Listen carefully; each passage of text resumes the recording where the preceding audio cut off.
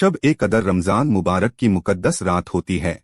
इसे लैलतुल कद्र की रात भी कहते हैं, जिसमें हम मुसलमान अल्लाह की इबादत करते हैं। ये मुकद्दस रात 27वीं रात होती है। लेकिन रमजान में कुल 5 ऐसी मुकद्दस रातें होती हैं जो 21वीं, 23वीं, 25वीं, 27वीं और 29वीं।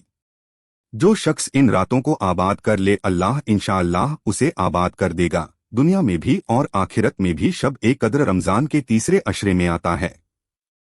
इनमें से 27वीं शब को रात भर अल्लाह की इबादत की जाती है और उसे गुनाहों की बख्शीश और इनाम तलब किया जाता है। और 27वीं शब को मस्जिदें भी सजती हैं। वैसे तो पूरे रमजान भर सजी रहती हैं और इमामों को इनाम भी मिलते हैं। लोगों की तरफ से उनके साथ अच्छा बर्ताव भी किया जाता है, खाना खिलाया जाता है, कपड़े दिए जाते हैं, फूल पहनाया जाता है। शब ए कद्र 2023 वैसे तो 27वीं शब यानी 27वें रमजान को है, लेकिन 21वीं, 23वीं, 25वीं, 27वीं और 29वीं भी हैं जो इबादत के लिए हैं। नीचे शब ए कद्र कब है, 2023 किस दिन है बता दिया गया है।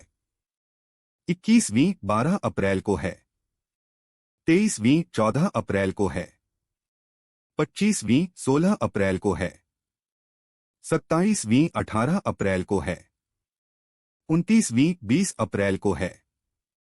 यही वो रात है जिसमें हमें अल्लाह की इबादत करनी है, जैसे नमाजें पढ़नी है, कुरान की तिलावत करनी है, रोजा रखना है, दुआएं मांगनी हैं, तस्बीह पढ़नी है, अल्लाह से माफी के लिए रोना है। बहुत से लोग इस रात अपनी कुरान मुकम्मल करते हैं और जो अल्लाह से इसके बाद दुआ भी करते हैं।